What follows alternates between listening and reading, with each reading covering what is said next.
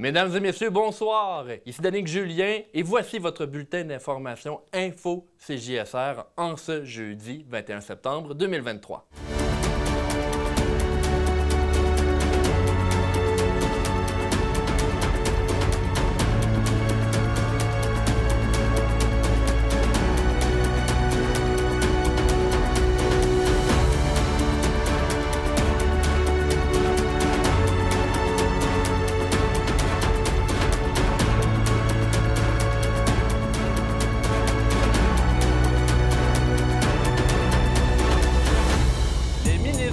Pierre Fitzgibbon et Jonathan Julien étaient dans Port-Neuf cette semaine à l'usine Alcoa.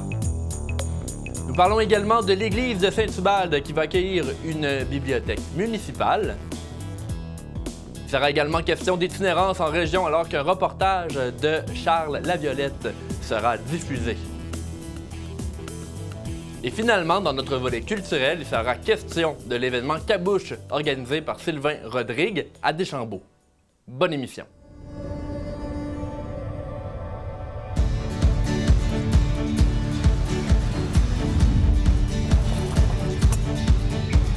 Ici, on se crée des souvenirs au fil des saisons et on vit au rythme de nos passions.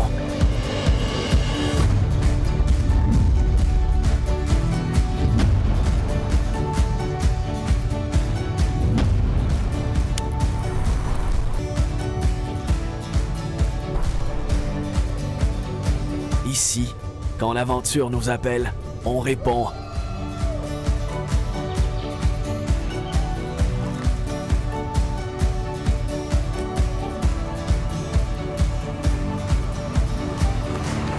Ici, à Saint-Raymond, ma destination pour un séjour plein air réussi.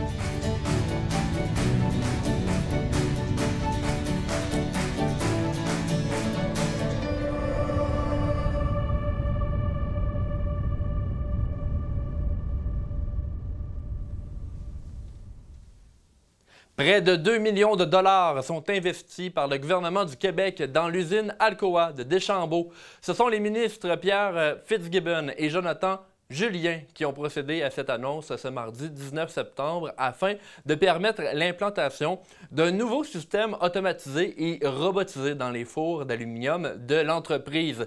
C'est un partenariat entre 3 entreprises qui a permis l'élaboration du projet. Voici le ministre de l'Économie, Innovation et Industrie, Pierre Fitzgibbon, à ce sujet.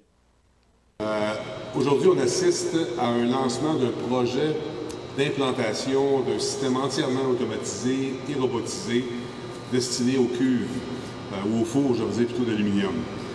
C'est une technologie qui est québécoise, qui est innovante comme je les aime et qui est rendue possible grâce au partenariat entre Alcoa et 2 équipementiers québécois visionnaires, soit Dynamic Concept et Epic Machinerie. Ce nouveau robot va s'occuper du brassage et l'écumage du bassin, en plus de pouvoir nettoyer les fours après utilisation. Le projet a un coût total d'environ 6,7 millions de dollars. Selon M. Fitzgibbon, le Québec est le 4e producteur mondial dans l'industrie de l'aluminium et permettre les innovations robotiques dans ce milieu est essentiel. On l'écoute à nouveau. L'industrie de l'aluminium, c'est 30 000 emplois répartis dans plus de 1500 entreprises. C'est un secteur clairement clé pour le développement économique du Québec. Le Québec est le 4e producteur mondial d'aluminium primaire et environ 90 de l'aluminium canadien est produit ici chez nous au Québec. Mais surtout grâce à notre hydroélectricité propre, c'est au Québec qu'on produit l'aluminium doté de la plus faible empreinte carbone au monde. On veut continuer de produire un aluminium de plus en plus vert pour le transformer et pour créer de la valeur dans la chaîne d'approvisionnement. Les exportations d'aluminium ont atteint une valeur de près de 13 milliards de dollars en 2022. C'est en tête de liste de nos produits d'exportation avec les produits aéronautiques. Vous savez, l'industrie québécoise, l'aluminium est à une étape cruciale de son développement.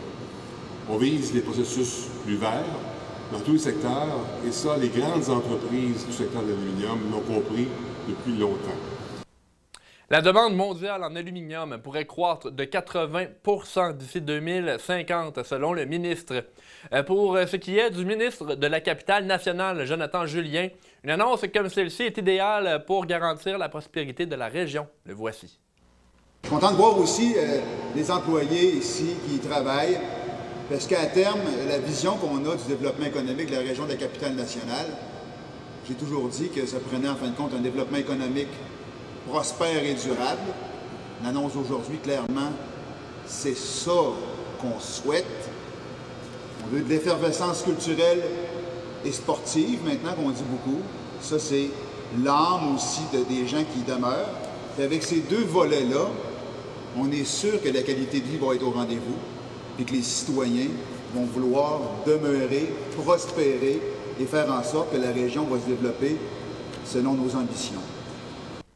Le marché de l'aluminium est féroce au niveau mondial. Afin de pouvoir améliorer l'impact de cette industrie au Québec, une collaboration était nécessaire entre les entreprises Alcoa, Dynamic Concept et Epic Machinerie. Héloïse Harvey, chef de direction chez Epic Machinerie, commente l'importance d'un partenariat de la sorte. Maintenant, il y a un élément qui n'a pas été super adressé, c'est la coopération entre des équipementiers. On a beaucoup d'équipementiers au Québec, on est extrêmement chanceux. Vous l'avez dit, ça permet de faire propulser notre industrie, de se positionner sur la scène internationale. On est des grands exportateurs, les équipementiers. On contribue à la balance commerciale au Québec.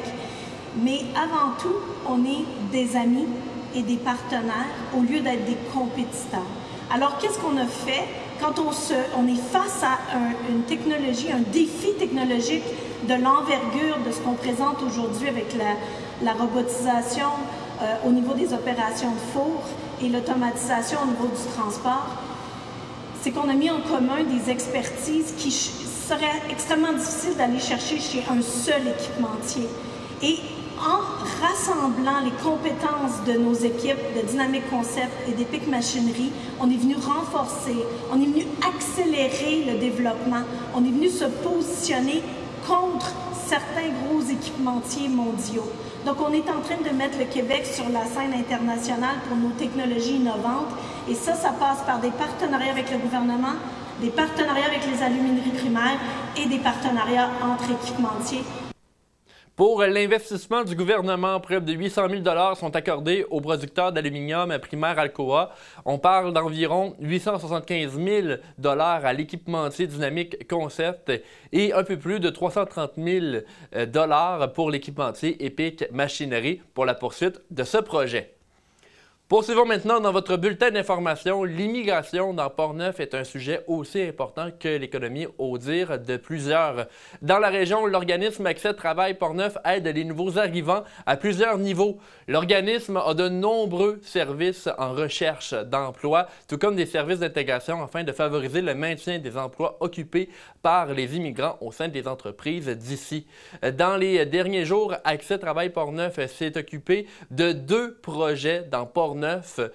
Pour en parler, pour parler de l'immigration en général, je vais rejoindre à l'instant même Yoann Bénat d'Accès Travail Portneuf ainsi qu'Hélène Méquiou de la ville de Saint-Basile. Bonsoir à vous deux. Bonsoir. Bonsoir.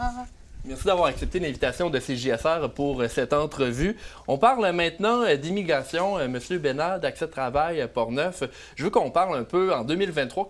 Comment ça fonctionne l'immigration? Est-ce que ça va bien dans la région?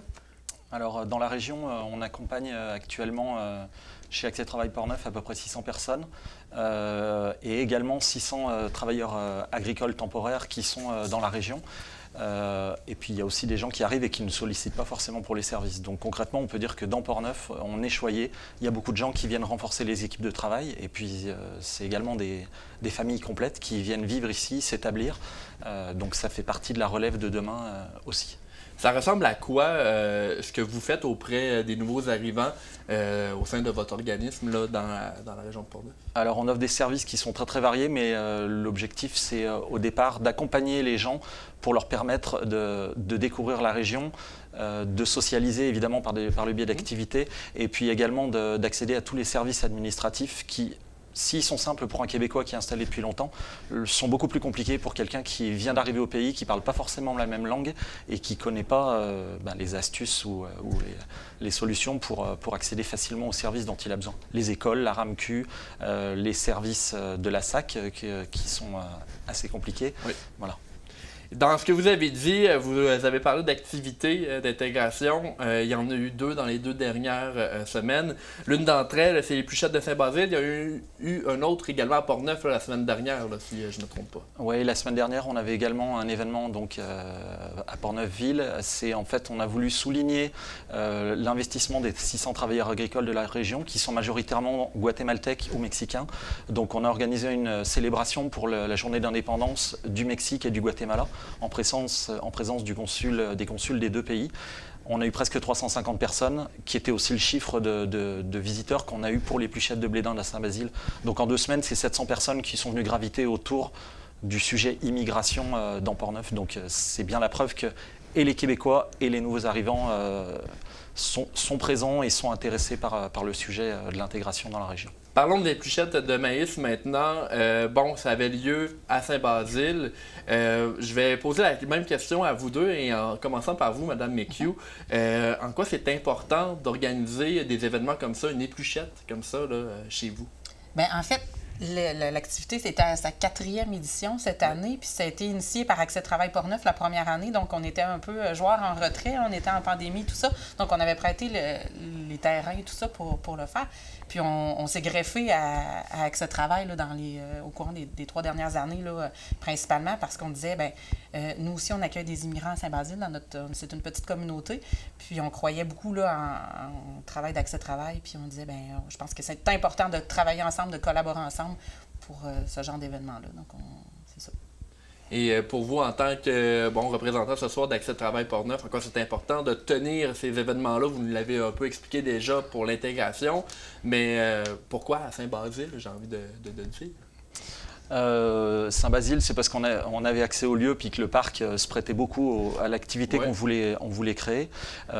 Après, nous, on est un organisme qui travaille avec une clientèle dans Portneuf, mais ça ne représente pas toute la population dans Portneuf. L'idée, c'est que quand on est nouvel arrivant, il faut des activités de socialisation. Donc, on voulait partager avec la communauté. Donc, on a organisé cette activité-là. Puis rapidement, le partenariat avec la ville est arrivé et le soutien de la MRC. C'est que nous, on sait mobiliser les nouveaux arrivants, notre clientèle, mais si on veut que les gens ils socialisent et qu'ils ne se rendent compte pas juste au supermarché, il faut créer des activités dans la communauté, avec la communauté. On sait inviter notre monde, mais on ne sait pas inviter tout le monde. Donc le partenariat pour ce genre d'événement de socialisation est indispensable. Et bon, parlons maintenant de ce qu'on peut faire dans la région pour favoriser l'intégration, parce que évidemment, on peut toujours en faire plus. Et selon vous, là, M. Bénard, qu'est-ce qu'on peut faire dans la région pour favoriser encore plus là, le maintien des nouveaux arrivants dans Portneuf? Alors, il y a souvent, bon déjà je vais y revenir, il y a les communautés. Nous, un nouvel arrivant au départ, il est vraiment soutenu, vraiment accompagné, donc on est toujours un repère. Mais il arrive un moment, l'organisme n'est pas le seul repère, c'est la communauté dans laquelle il vit, donc c'est les villes où les gens sont installés. Il y a des activités dans toutes les villes. Portneuf, c'est un endroit qui est génial, qui regorge de trésors. Mais après, il arrive un moment, c'est que les nouveaux arrivants ont besoin d'être accompagnés. Il faut que les villes prennent le relais. C'est ce qui se passe notamment avec Saint-Basile. C'est pour ça que c'était important qu'il y ait un représentant ce soir, pour justement comprendre que le nouvel arrivant est accompagné par l'organisme et après la ville prend le relais. Le service des loisirs peut prendre le relais. Les habitants de la région sont aussi responsables d'une bonne intégration. On dit souvent, elle n'est pas de moi la phrase, hein, elle est d'un universitaire, mais le travail attire, le milieu retient. On ne fait pas tout ce boulot pour que les gens viennent travailler dans les entreprises et s'épanouissent dans la région et puis après partent vivre ailleurs. Sinon, l'investissement commun, il est perdu. C'est dommage que des gens viennent s'installer, autant des Québécois que des gens d'autres pays. C'est dommage qu'ils viennent s'installer là puis qu'après ils repartent. C'est pas l'idée qu'on se fait de l'intégration. Et là, vous avez dit, comme Saint-Basile qui est donc un exemple à suivre dans Portneuf. Madame McHugh, pour justement ce que vous faites auprès des nouveaux arrivants, est-ce que vous pouvez élaborer un peu sur ce qui est fait par... Saint-Basile, c'est une petite communauté. On est autour de 2700 de population. On n'était pas la ville qui était qui avait le plus grand nombre d'immigrants. Mais je dois dire que dans la dernière année, c'est plus d'une vingtaine d'immigrants qui se sont installés à Saint-Basile, que ce soit des travailleurs temporaires ou des étudiants en soins infirmiers là, qui sont arrivés avec le CIUS ou des familles qui ont quand même fait le choix de venir s'établir chez nous. Puis, dans le fond, le travail qu'on fait avec Accès Travail, c'est qu'eux, ils les accompagnent dans les démarches, comme on dit, administratives, l'accueil au départ, mais ils viennent toujours nous les présenter. Fait qu'ils disent, bon, bien, j'ai une nouvelle famille, que ce soit Johan ou ses collègues, ils viennent nous les présenter au service des loisirs. Donc, moi et ma collègue, on les accueille, puis on leur fait la présentation de Saint-Basile, des services qui sont offerts dans notre municipalité. Souvent, on va faire une visite un peu guidée avec eux. On part, on va leur montrer les différents, soit les commerces, les organismes qui existent. On a fait un guide des nouveaux résidents qu'on a fait en anglais, en espagnol aussi. Donc, c'est ça, puis on leur remet toute l'information. Puis dès qu'on est comme un peu la personne ressource par rapport à Saint-Basile, pour tout ce qui est administratif, je pense qu'ils se réfèrent toujours encore du côté d'Accès Travail, mais tout ce qui est communauté, école, garderie, service, dans le fond, les gens, on a comme créé un lien avec eux, puis on s'assure de super bien les accueillir. Puis, tu sais, c'est ça. On a un beau partenariat avec Accès Travail, puis je pense que c'est gagnant. Tu sais. J'étais à l'épluchette de l'école tout à l'heure, justement, puis des familles immigrantes qui sont arrivées, qui sont installées, puis on s'est vu tantôt. « Hey, allô, comment ça va? » Puis les gens sont contents, ça leur fait un lien, puis un pont, puis on s'assure de les présenter à d'autres personnes qui habitent à Saint-Basile pour créer vraiment les liens, les ponts. On les invite à nos activités. Via les pages Facebook, on les incite à participer au plus grand nombre d'activités. Puis les gens participent et s'intègrent bien. Fait que on voit les beaux résultats. Là. Alors, on arrive à la fin de l'entrevue. Pour vous, ce que Mme McHugh vient de dire, M. Bénard, c'est justement ça qu'on s'attend, qu'on espère voir de plus en plus dans la région. Là. Ben, c'est ça, c'est ce qu'Hélène a très bien expliqué, c'est que les nouveaux arrivants cherchent des relais. Ils passent par l'organisme, mais une fois arrivés dans leur lieu de vie, parce qu'il y a le travail, mais il y a le lieu de vie qui est quand même important, il faut qu'il y ait des relais, il faut qu'il y ait des personnes qui puissent être des personnes repères. Donc ça passe par le service des loisirs, mais après ça passe aussi, comme on a vu quelqu'un au loisir ou alors au gymnase, ou tiens, on le recroise dans la rue, on lui dit bonjour, c'est les premiers contacts. Mais tu sais, tu arrives dans un milieu, que tu sois québécois ou nouvel arrivant, la chose, elle est la même. Tu cherches des relais dans ta communauté, tu cherches des repères, et puis après, ça démarre comme ça. Et c'est comme ça qu'on se fait une vie en région aussi. Johan Bénard, d'Accès Travail Portneuf, Hélène McHugh, du service de loisirs de la ville de Saint-Basile. Je vous remercie tous les deux d'être passés nous parler ce soir. Merci de l'invitation. Au retour de la pause, un reportage de Charles Laviolette concernant l'itinérance en région. Restez des nôtres.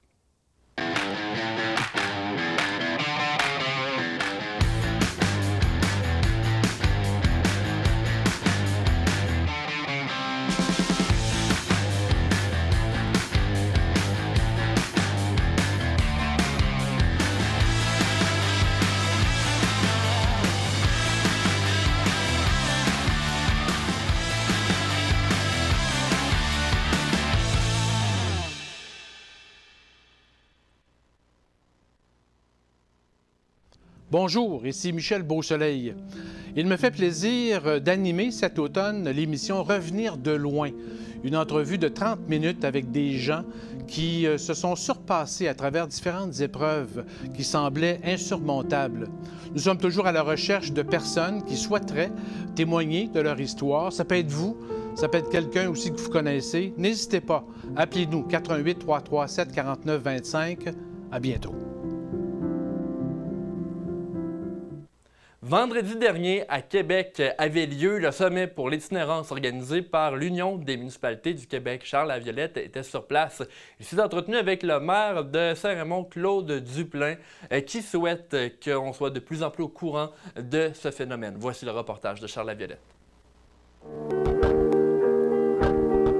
Vendredi, le 15 septembre dernier, se tenait à Québec le sommet municipal sur l'itinérance organisé par l'UMQ. Un récent rapport du ministère de la Santé révèle que le nombre de personnes vivant dans une situation d'itinérance a augmenté de 44 % au Québec depuis 2018. Il y aurait environ 10 000 personnes en situation d'itinérance au Québec et le phénomène d'itinérance invisible serait en hausse dans plusieurs régions rurales. Nous nous sommes entretenus avec le cinéaste Jean-Marie Lapointe ainsi qu'avec Claude Duplain, maire de Saint-Raymond. Tous deux espèrent que leurs concitoyens s'éveillent face à un problème croissant dans notre société. Un sommet sur l'itinérance, c'est pas pour que toi, comme citoyen, tu dormes en paix. On veut pas gagner ta paix d'esprit, puis que tu dormes en paix, puis que tu sois heureux. Là. Parce que ça voudrait dire on va te l'enlever de ta vue, On va déplacer le problème, comme ça, tu vas penser qu'il est réglé puis il n'existe plus. Aujourd'hui, la mission, c'est de trouver des solutions puis un plan d'action pour que les statistiques arrêtent d'augmenter puis qu'on renverse la vapeur. C'est ça aujourd'hui, là. Dans la société, on fait partie de la problématique, il faut faire partie de la solution. Donc, il faut se responsabiliser là-dedans. Il ne faut pas juste péter ça dans la cour de l'autre en disant « Ah, je pense pas que je peux faire une différence. » Mais non, tu es un être humain. Tu es capable de faire quelque chose. Tu es sûr que tu peux... Moi, je crois qu'on peut faire une petite différence, même dans des gestes très, très, très minimes. C'est la différence que tu côtoies qui te fait grandir. C'était la même chose avec les personnes handicapées, c'est la même chose avec les gens en situation d'itinérance, des gens qui ont toutes sortes de problématiques. Quand tu découvres la réalité que ces gens-là vivent au quotidien, tu n'es plus dans le jugement, tu es touché. C'est pour ça que je dis, c'est ce que j'ai dit aujourd'hui. Mon message aurait pu se résumer en une seule phrase. Ne cessez jamais d'être touché. Ne cessez jamais d'être touché. Parce que quand tu es touché, tu vas faire l'extra pour faire la différence.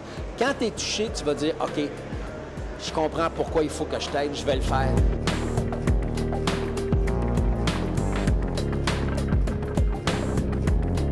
Depuis l'an 2000, je voyage beaucoup à Ottawa et Montréal.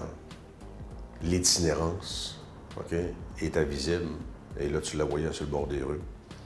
Puis je me souviens toujours de m'être dit, on est chanceux comme à Saint-Raymond de ne pas être obligé de vivre avec l'itinérance et on n'a pas ça. Donc, dans ma tête, c'est moins de gens qui sont malheureux, qui n'ont pas de logement ou qui ne savent pas quoi faire.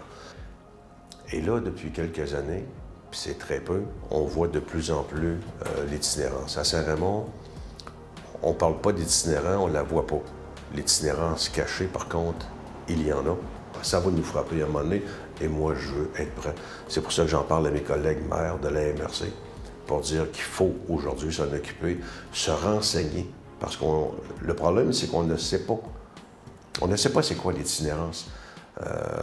J'étais au sommet de l'itinérance le vendredi dernier à la Ville de Québec, et j'en ai appris beaucoup. Je pense que les maires, on doit se renseigner. Le maire de Normandin qui nous dit qu'il y a 2 ans, il ne voyait rien de ça. Aujourd'hui, c'est concret ce qu'il voit. 3 dossiers très importants que je veux m'adresser avant que les problèmes arrivent, c'est le logement, c'est l'itinérance et l'intégration des immigrants, des nouveaux arrivants.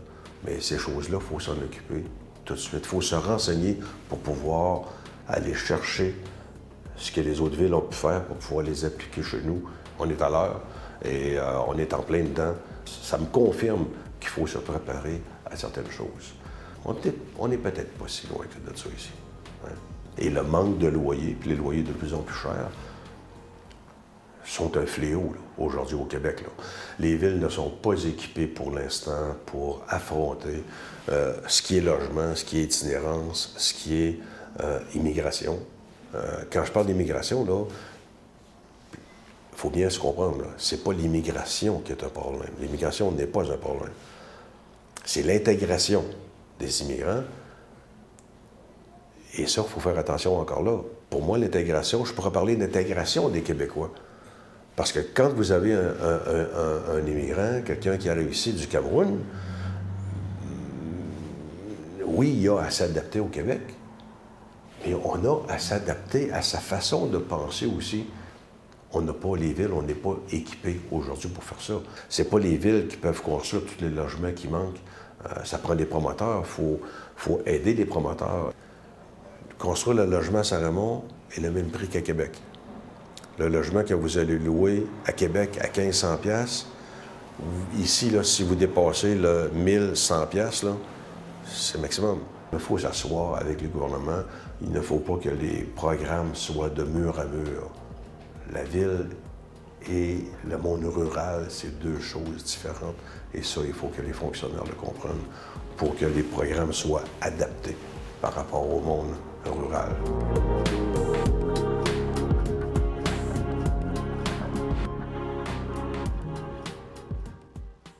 La Sûreté du Québec a procédé au lancement d'une nouvelle zone neutre ce mercredi, mais cette fois-ci à Saint-Marc-des-Carrières, au 965 boulevard Donat-Dussault. Au courant des dernières années, plusieurs de ces zones destinées à garantir des échanges en toute sécurité entre les Portneuvois ont été instaurées dans la région, comme à Pont-Rouge et Donnacona, par exemple.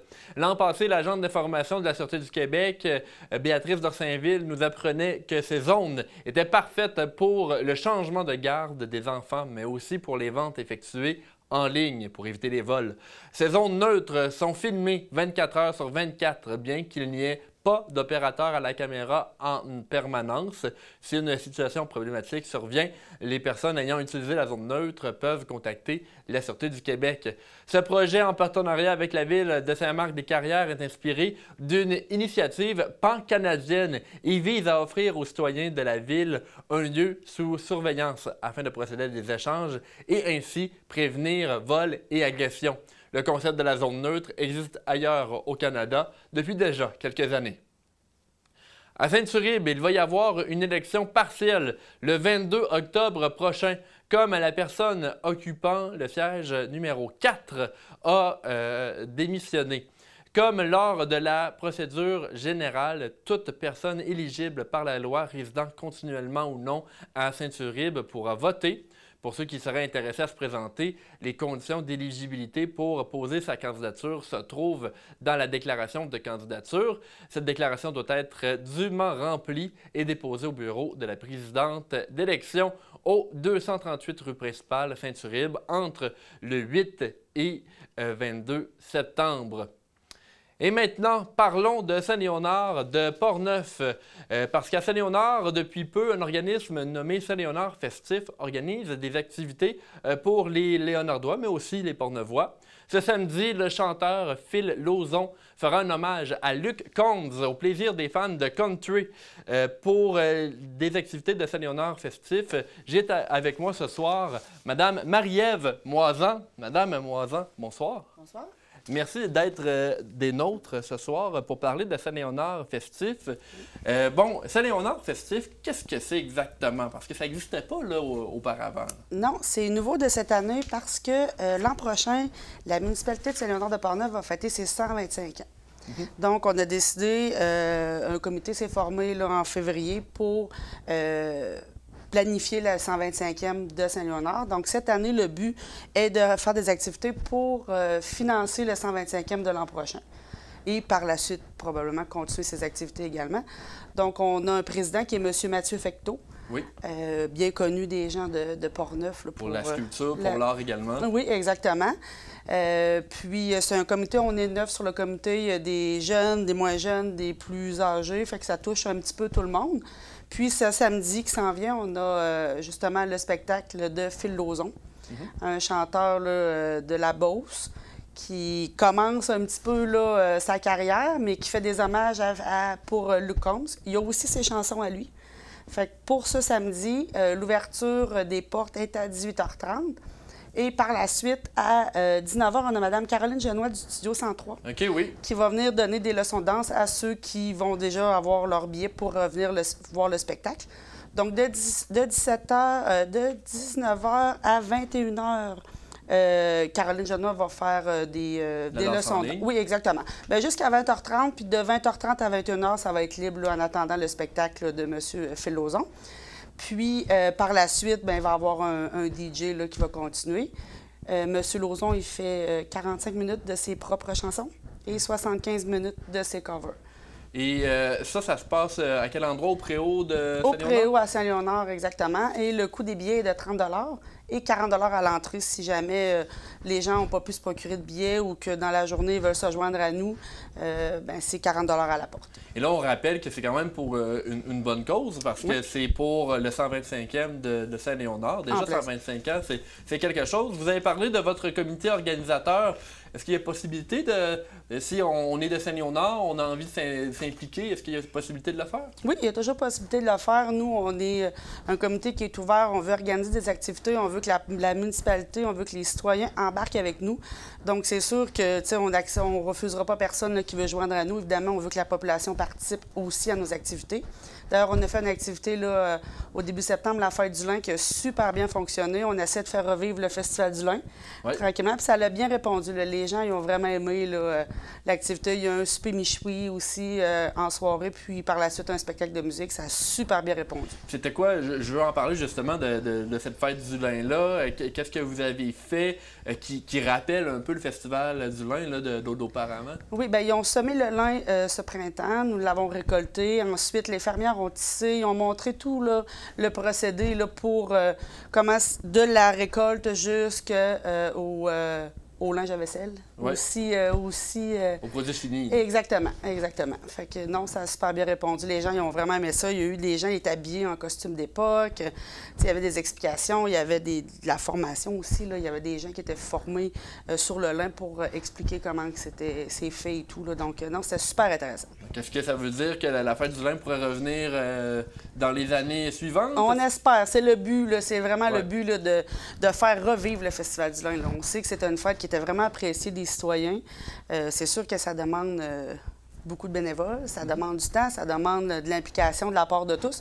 Donc, c'est pour ça. Mais on aimerait vraiment faire revivre le Festival du lin là, dans les prochaines années. Donc, Saint-Léonard Festif qui a été créé au départ pour votre 125e, vous avez comme créé un mouvement, j'ai envie de dire. Là, on veut que la vie active arrive dans cette municipalité-là. Oui, exactement. On veut vraiment, là, on est endormi un petit peu, là, Saint-Léonard. On a essayé de faire des activités tranquillement. Là, on réveille la population, puis c'est le fun parce que les gens embarquent avec nous. Puis, pas juste Saint-Léonard, Saint-Ramon, Saint-Basile, Pont-Rouge, les alentours, Sainte-Christine d'Auvergne aussi. Les gens embarquent avec nous. Là. Donc, c'est le fun que les gens viennent nous visiter aussi. Là. On a un super beau territoire. Le Préau, c'est un super bon emplacement pour faire des activités.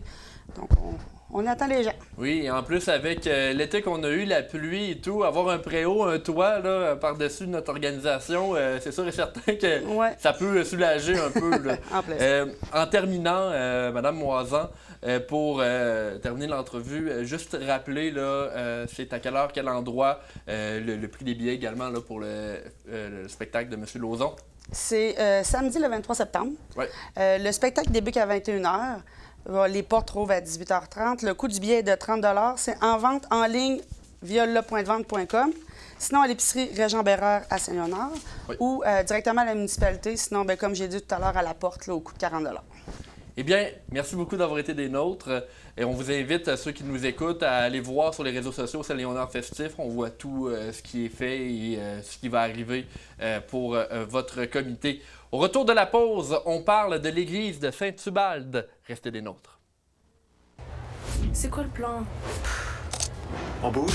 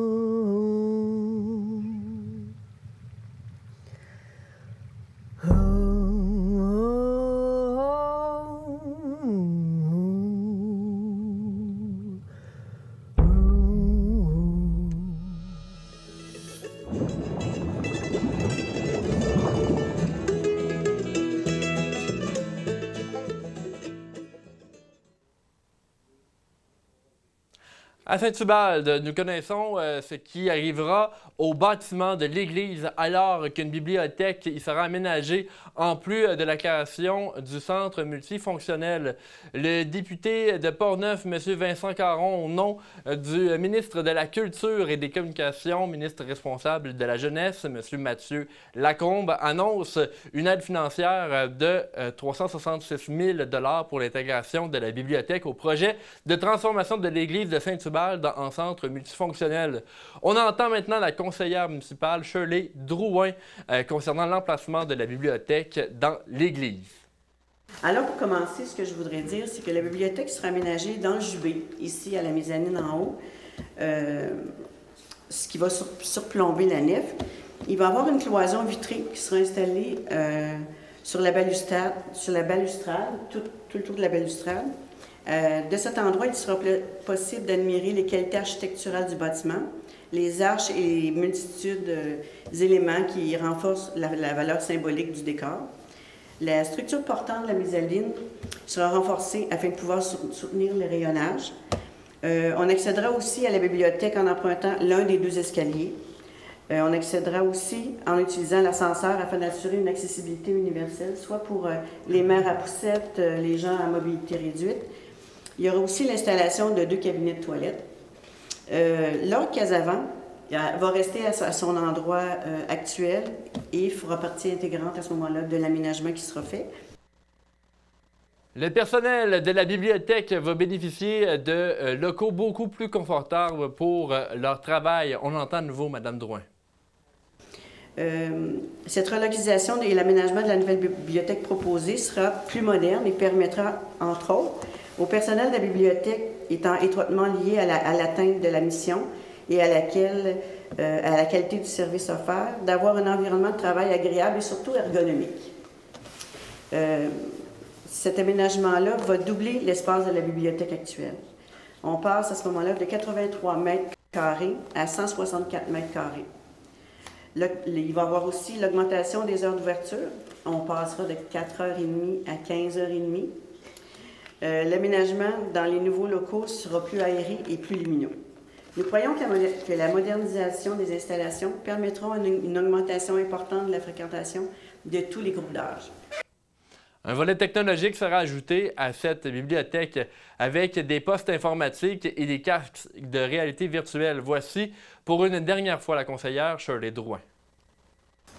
Il y aura aussi l'aménagement d'une petite salle de réunion qui sera mise à la disposition des usagers, d'ajouter des postes informatiques, des tablettes qui seront à disposition de chacun, d'avoir aussi des logiciels bureautiques en libre-service pour la navigation sur le web. Nous allons même avoir, parce que au niveau du réseau des bibliothèques, des casques de réalité virtuelle qui sont disponibles pour les jeunes et les adolescents pour vivre d'expériences virtuelles et sensorielles actuelles. Madame Drouin est convaincue que la bibliothèque va permettre aux enseignants du primaire d'organiser des activités pertinentes pour les jeunes. Le symposium Eau en couleur de Rivière-à-Pierre aura lieu les 23 et 24 septembre prochains, alors que les artistes de Portneuf et d'ailleurs au Québec vont présenter leur art. Pour la journée du samedi, la programmation se déroule entre 11 et 19 heures sur le site des Chutes de la Marmite. Il y aura un service de nourriture et de bar, un atelier créatif gratuit nommé « Dessine ton sac » et un 5 à 7 musical sous le chapiteau avec Mme Vicky Labarre. Pour la programmation du dimanche, c'est entre 11h et 16h. Les artistes seront toujours présents et il va y avoir un autre atelier gratuit, celui-ci nommé Atelier de métal embossé. La présidente d'honneur cette année est Mme Jeanne Gauthier. À Neuville, 2 postes importants au sein de l'administration sont à combler alors que la directrice générale qui était en place ait quitté son poste, tout comme la personne qui occupait le poste du directeur des finances. Au moment de cette lecture de nouvelles, nous ne savons pas ce qui a causé ces départs. Nous pouvons apercevoir sur le site web de la ville de Neuville que les 2 postes sont bel et bien à combler. À l'école de musique Denis Arcan de Deschambault, le 30 septembre prochain, se tiendra l'événement Cabouche, organisé par l'harmoniciste Sylvain Rodrigue, afin d'élargir les connaissances de ceux qui connaissent l'harmonica de près ou de loin. Je me suis entretenu avec M. Rodrigue un peu plus tôt cette semaine. Voici maintenant cet entretien avec l'harmoniciste Sylvain Rodrigue, qui présentera à l'école de musique Denis Arcan le 30 septembre prochain l'événement Cabouche pour expliquer qu'est-ce que c'est que l'harmonica et nous faire découvrir plus sur cet instrument-là. Monsieur Rodrigue, bonjour. Bonjour. Merci d'avoir accepté de participer à cette entrevue de CJSR-là. L'événement Cabouche, qu'est-ce que c'est exactement? L'événement Cabouche, c'est un événement qui vise à réunir les gens, les harmonicistes ou les gens qui en jouent un peu, les gens qui aimeraient prendre des cours, en savoir plus, parce qu'en général, cet instrument-là, c'est un instrument solitaire. Puis moi, je veux sortir les gens de leur maison. Je veux qu'ils viennent nous voir, je veux qu'ils viennent apprendre, je veux qu'ils viennent découvrir l'ensemble de ce que c'est l'harmonica. Et justement, qu'est-ce que c'est l'harmonica? Vous en avez un dans votre main, mais on a fait une petite présentation tout à l'heure. C'est plus que ça, là. C'est un instrument là, avec plusieurs formes, plusieurs grandeurs également. Oui, il y a plusieurs grandeurs, plusieurs formes. En fin de compte, c'est toute une famille entière d'harmonica qui est née autour du... en fait, toute la grande famille est née au début du 20e siècle, mais l'harmonica est née un petit peu avant, des années 1820. Les premiers harmonicas ont été... construit, puis après ça, ça a été une vraie folie d'industrie, de fabrique d'harmonica en Allemagne et en Autriche, jusqu'à temps que ça arrive ici, fin des années 1880, en Amérique. Celui-là, c'est l'harmonica à accord. Lui, on ne peut pas le manquer. Il se traîne difficilement dans les poches. Oui, c'est clair. Même dans le sac à dos, ça devient compliqué. Oui, mais il est quand même plus portatif qu'une guitare, pareil. Mais lui, malheureusement, puis en même temps, heureusement, il fait juste des accords. Mais bon, pour faire un peu plus, comment je pourrais dire, pour être un peu plus fou, ben je fais des solos de block chord, ce que j'appelle des solos d'harmonica à accord. Donc...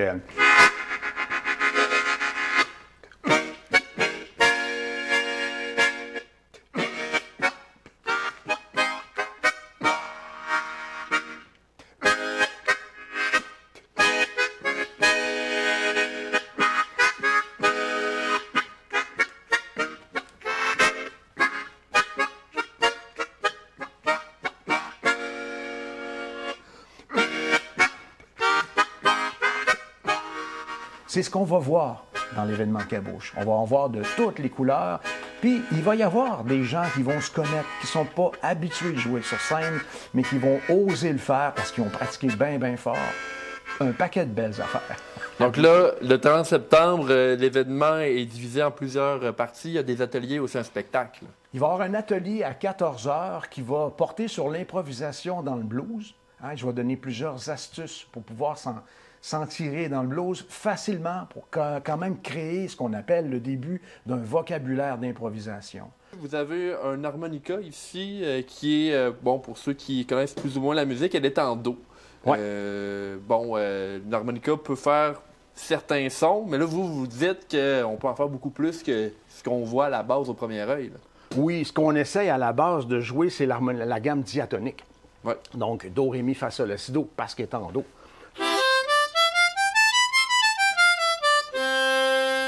Si on va dans le grave de l'instrument, il manque déjà 2 notes. Il manque Fa puis La. Ça fait un range incomplet. Fait que la technique qui a été développée au début du 20e siècle, c'est le bending note qu'on connaît tous. Cette note-là n'existe pas, le Fa. On va le créer. Le La aussi n'existe pas. Tout simplement en changeant la forme de la bouche. Ça, c'est la technique du bend. Après ça, il y a eu la technique un peu plus tard du bend dans l'aigu. On appelle ça le bend soufflé. Beaucoup d'harmonicistes dans le blues utilisaient ça. Ça s'est beaucoup fait. Puis après ça, plus tard, il y a quelqu'un qui est arrivé dans le marché de l'harmonica dans les années, mettons, 50, début des années 60, du nom de Howard Levy. Puis lui, il s'est dit, « Hey, il manque des notes. » Il jouait du piano. Ouais. Puis il s'est entêté à dire, je vais les créer, ces notes-là. Je vais les chercher, puis je vais les trouver. Fait que à un moment donné, je l'ai passé en entrevue en 99, puis il m'avait dit ça, je me suis entêté à les trouver. Fait que les notes qui manquent, c'est... Hein? Il manque cette note-là.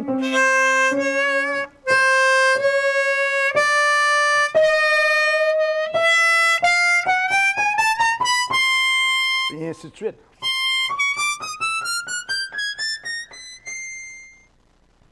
Puis le soir venu, bien là, c'est notre belle petite gang de l'atelier qui vont participer et d'autres aussi. Puis ça va être le grand concert avec 2 musiciens qui vont m'accompagner. On parle de Louise Sanche à la harpe et de Nicolas Saligna à la guitare.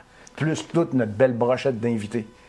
Et finalement, si on veut rappeler là, aux gens qui nous écoutent, c'est à quel endroit exactement? C'est ici au Théâtre Élise Paré? Oui, de l'école Denis Arcand, de l'école de musique Denis Arcand, ici à Deschambault. C'est à ne pas manquer, les amis. Vous allez découvrir quelque chose que vous, probablement, soupçonnez pas du tout. Restons maintenant dans le thème de la musique et des spectacles. Et on se tourne maintenant vers la ville de Cap-Santé, et plus précisément vers le Conseil du patrimoine culturel de Cap-Santé, alors que ce dimanche aura lieu le concert du célèbre pianiste Alain Lefebvre à 14h30. Pour en parler, j'ai avec moi ce soir Lise Filion, qui s'occupe de la programmation, qui est également présidente. Oui. Madame Filion. Bonjour. Merci de m'accueillir, c'est très gentil. Oui, dimanche, on reçoit avec grand plaisir Alain Lefebvre, un grand pianiste, qui avait inauguré notre piano de concert en 2008. Oui. Il était très content de revenir nous voir à Cap-Santé parce que c'est un petit village qu'il aimait beaucoup. Et puis, il avait composé une pièce du nom « Sous le ciel de Cap-Santé » qui va interpréter d'ailleurs dimanche. Donc, on invite tout le monde à venir nous voir. Il reste encore des places. On veut faire de cet après-midi-là une belle fête, quelque chose de festif. À 14h30, il reste des billets. On ouvre les portes à 13h30. Donc, les gens auront accès à l'église pour avoir les meilleures places.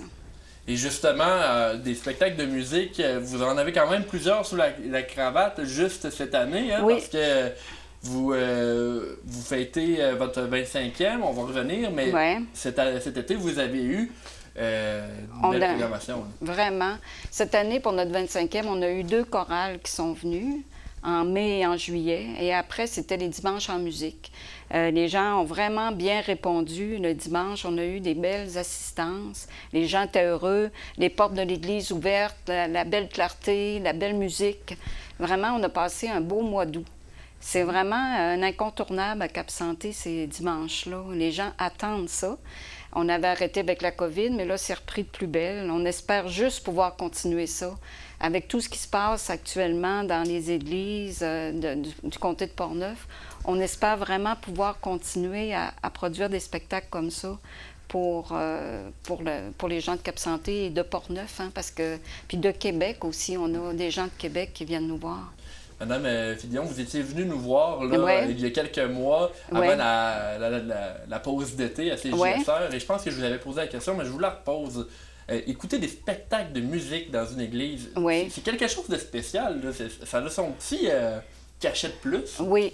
Et aussi, à Cap-Santé, la sonorité de l'église, elle est exemplaire. Ouais. Ce sont les spécialistes qui disent ça. Vraiment des gens qui ont une oreille artistique, qui disent que l'église de Cap-Santé, le son est incroyable. Et lorsqu'on regarde tout ça, la beauté qu'il y a autour de nous, c'est sûr que ça ajoute. Hein? C'est vraiment merveilleux d'entendre la belle musique dans un contexte comme ça. Vous avez raison. Et pour le Conseil du patrimoine culturel de Cap-Santé, 25 ans. Oui. Est-ce qu'on est satisfait des 25 années d'existence? Oui, moi, ça fait 4 ans que je suis là au Conseil. Mais il y a les fondateurs, des gens qui sont là depuis le début, des membres qui ont fondé... C'est M. Denis Jobin qui avait fondé le Conseil.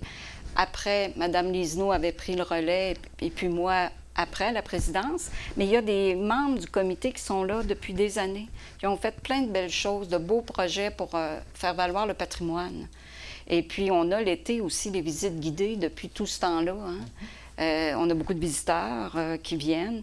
Et il y a des gens, des bénévoles, parce qu'on est une dizaine de bénévoles sur ce comité-là qui sont là avec les jeunes l'été pour recevoir les visiteurs et expliquer les trésors de notre belle église. Et le spectacle de M. Lefebvre est précisément pour fêter les 25 ans. Oui, on voulait célébrer ça. On se disait, on va faire ça en grand.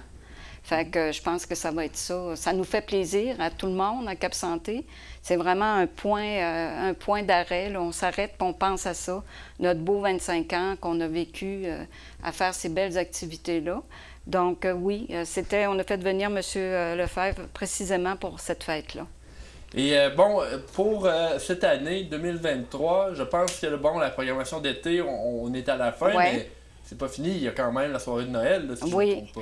Oui, le 10 décembre, il va y avoir un concert classique des arts traditionnels, des chants traditionnels de Noël, avec entre autres Guy Bélanger, le ténor Guy Bélanger, qui est bien connu à Québec et tout ça. Et c'est ça, ça va être des chants traditionnels le 10 décembre. C'est le prochain rendez-vous. Donc, c'est une invitation, c'est sûr. Et oui. Là, je sais qu'on s'en était pas parlé, mais est-ce qu'on va avoir une saison 2024 pour le concert? On l'espère. Hein?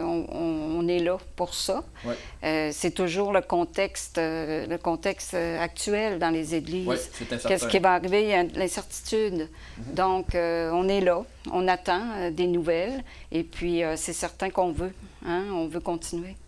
Oui, parce qu'on le sait que les gens aiment venir écouter vos spectacles, mais aiment aussi venir les faire. Vous en avez des gens d'un peu partout. Oui. Là. Je me rappelle, cette année, vous aviez des chorales qui arrivaient des États-Unis, là, si je ne me trompe pas. Oui. C'est quelque chose qui est assez unique dans Port-Neuf. Oui, c'est une entente qu'on a avec une agence de voyage américaine. Ouais. Ils viennent à 3 endroits au Québec. Ils viennent à Cap Santé, Québec, à la Basilique de Québec, et à Montréal, dans une grande église aussi. Donc, on était privilégiés depuis des années de faire affaire avec eux. Ils nous ont choisis, justement, parce que notre église, le son est bon, et puis que les gens de Cap Santé sont accueillants aussi. Hein? On les accueille avec un grand bonheur. On vous souhaite un bon spectacle. On espère que les gens vont être au rendez-vous. C'est dimanche, exactement? Dimanche à 14h30. On ouvre les portes à 13h30. Alain Lefebvre, c'est un rendez-vous à ne pas manquer. En terminant, Mme Fillon, est-ce qu'il y a quelque chose que vous voulez dire aux Port-Neuvois qui nous écoutent concernant le Conseil du patrimoine culturel de Cap Santé? Bien, de toujours venir nous voir. On est Cap Santé, c'est une belle petite municipalité, puis tout ça. Puis là, il y a les tartes en fête en fin de semaine en plus, sur le Vieux Chemin. Une activité qui est vraiment populaire. Venez manger une tarte, après ça, venez voir Alain Lefebvre. Un beau mélange. Et puis, il y a le fleuve. Ça va être merveilleux parce qu'il va faire beau. Hein? On vous attend. On est chanceux parce que cet été, il n'a pas toujours fait beau. Non. Fait qu'on vous attend. C'est un rendez-vous. Hein? Mme Fillon. Merci pour l'accueil. D'avoir pris le temps de venir jusqu'à Saint-Raymond pour cette entrevue. On vous remercie. Au retour de la pause, on parle d'événements à venir dans Port-Neuf, mais aussi des affaires policières. Restez des nôtres.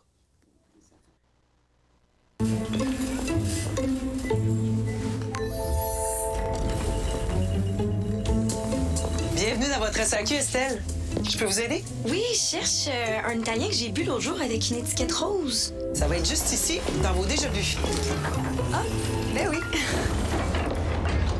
C'est pas la SAQ de Simon. Vivez l'expérience d'une SAQ personnalisée seulement avec Inspire.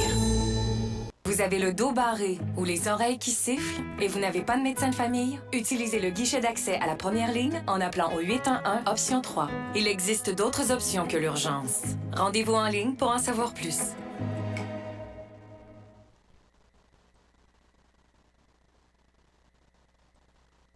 Le retour des spectacles en salle à Saint-Casimir, l'équipe derrière Les Grands Bois, Arts et spectacles a présenté une programmation diversifiée avec des artistes de renom d'ici et d'ailleurs, d'une capacité de 450 personnes, 225 en formule assise. Le Théâtre des Grands Bois s'est allié une place de choix dans le réseau des salles de spectacles indépendantes au Québec.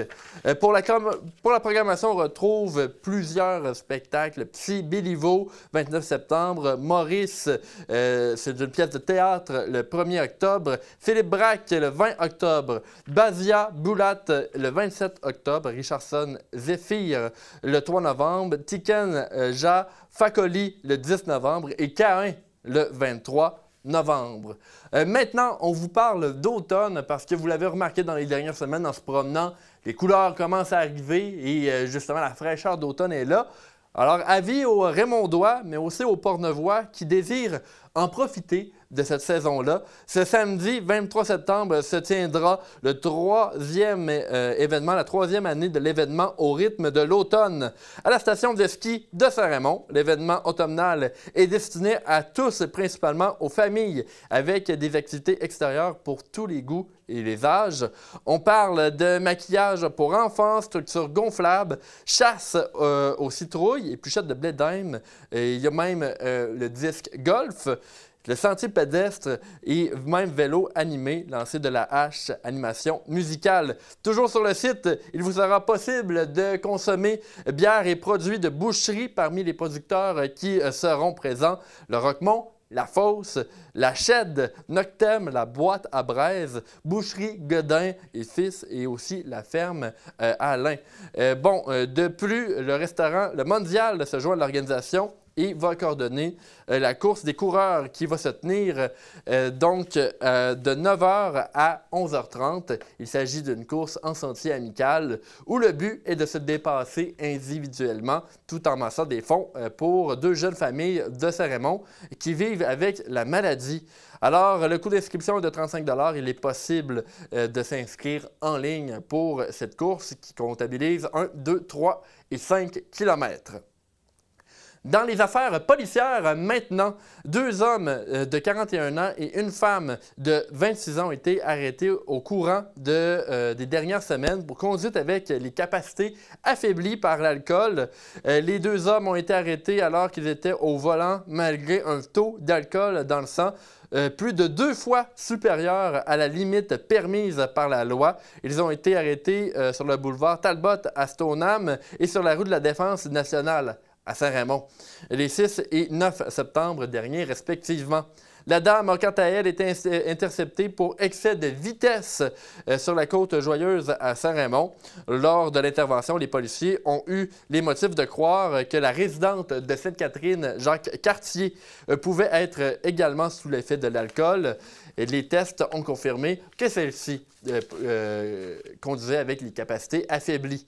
Le 8 septembre, les policiers de la MRC de Portneuf ont capté un homme de 34 ans de Québec qui circulait sur l'autoroute 40 en direction est dans le secteur de Donnacona à 161 km/h. Il s'est vu remettre un constat d'infraction pour grand excès de vitesse assorti d'une amende de 1 255 $ et 14 points d'inaptitude. Du côté de la prévention, maintenant, les 2 unités de Port-Rouge ont réalisé plusieurs opérations de sensibilisation au respect des limites de vitesse dans les zones scolaires. En effet, il y a des étudiants qui ont porté les fameux sacs à dos qui ont donc un compteur de vitesse à l'arrière de ceux-ci pour sensibiliser les gens qui se promènent en véhicule. À la fin du mois d'août, au début du mois de septembre, il y a eu ces tests-là. Maintenant, en cette fin d'émission, CJSR tient à vous inviter personnellement au premier match de la saison régulière de la Ligue d'improvisation Portneuf-Alouette. Le match aura lieu lundi 25 septembre à 19h au cinéma Alouette et l'entrée est entièrement gratuite. Vous pourrez voir nos joueurs qui constituent les équipes mauve et jaune. Vous voyez d'ailleurs des images du premier match d'introduction qui a eu lieu le 18 septembre dernier. Je répète, assister au match est gratuit. C'est filmé par CJSR, ça se passe au cinéma Alouette et le prochain rendez-vous est le 25 septembre prochain à 19h. Un rendez-vous à ne pas manquer. Les matchs d'improvisation sont ensuite diffusés à CJSR la semaine suivante, les enregistrements. Le bingo CJSR, lui, poursuit sa lancée ce dimanche 17 septembre à 18h sur nos ondes. Les cartes sont disponibles chez nos dépositaires habituels. Pour en nommer que quelques-uns, il y a le dépanneur Yves à Pont-Rouge, la station-service Ultramar à Saint-Marc et l'alimentation Duplain à Saint-Raymond. L'animateur sera M. Christian Raté pour une première fois dans le bingo CJSR. Un autre rendez-vous à ne pas manquer. C'est ce qui complète votre bulletin d'information en ce 14 septembre 2023. Merci à toute l'équipe, soit Luc Robitaille, Tony Vézina, Carole Grenier, Charles Laviolette, Suzy Bertrand, Christian Fournier. Avant de vous laisser, une dernière petite nouvelle, il y avait du côté de Duchesnay, dans les dernières heures, l'activité Viens voir la forêt pour tous les métiers qui concernent travailler en forêt. Ça a eu lieu il n'y a pas longtemps, justement, pas trop loin de la région de Portneuf. Alors, c'était la petite nouvelle pour terminer le bulletin d'information. Merci à tout le monde, merci à nos invités. Mon nom est Danick Julien et je vous souhaite une bonne fin de semaine.